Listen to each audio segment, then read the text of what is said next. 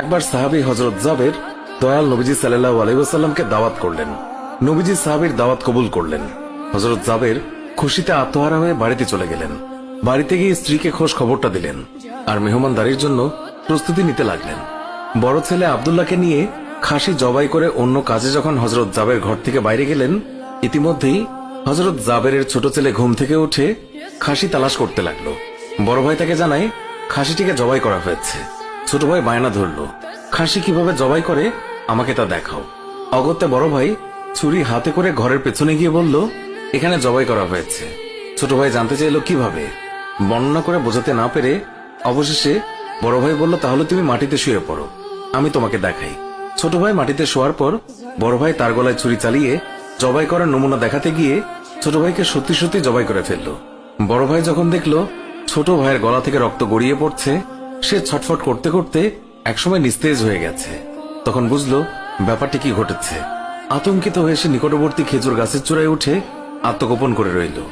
এদিকে হযরত জাবের পুত্রদের খোঁজে বাড়ির পেছনে এসে ছোট ছেলের অবস্থা দেখে থমকে গেলেন। অতঃপর তাকে বুকে করে স্ত্রীর কাছে গিয়ে বললেন, তাড়াতাড়ি একটি কম্বল নিয়ে এসো, বাচ্চাটিকে শুইয়ে দিই।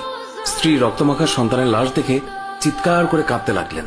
কিন্তু স্বামী হযরত জাবের তাকে সান্ত্বনা দিয়ে বললেন, আজ আমাদের শোক প্রকাশ করার দিন নয়, আজ দুঃখ দেখলে নবীজিও দুঃখিত হবেন। অতএব ধৈর্য ধারণ করো, কষ্ট করে হলেও মুখে হাসি ফুটিয়ে তোলো। তারপর তারা দুজনে মিলে ছোট ছেলেকে কম্বলে মুড়ে রান্নাঘরের পেছনে রেখে আসলেন। স্ত্রী রান্নার কাজে মন দিলেন। হযরত জাবের বের হলেন বড় পুত্র আব্দুল্লাহর খোঁজে। বাড়ির পেছনে গিয়ে ছেলের নাম ধরে জোরে ডাক দিলেন। গাছের উপর আত্মগোপন করে বড় ছেলে সব ঘটনা প্রত্যক্ষ করছিল আর ভয়ে কাঁপছিল। পিতার ডাক শুনে ভাবল, এখন পালাতে না পারলে আব্বার হাতে ধরা পড়তে হবে। ধরা পড়লে আর রক্ষা থাকবে না। পালানোর উদ্দেশ্যে গাছ থেকে লাফিয়ে পড়ে আঘাতপ্রাপ্ত হয়ে সেও মৃত্যুর কোলে ঢলে পড়ল।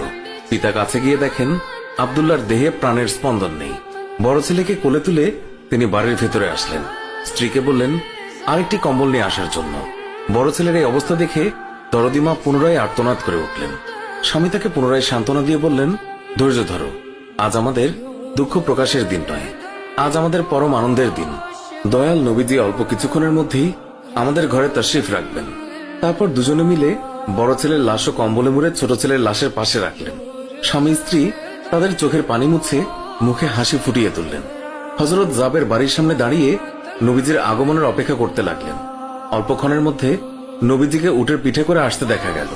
হযরত জাবের আনন্দে আত্মহারা হয়ে দৌড়ে গিয়ে স্ত্রীকে নবীজির আগমনের সংবাদ দিলেন এবং পুনরায় তিনি দৌড়ে নবীজির সামনে চলে এলেন।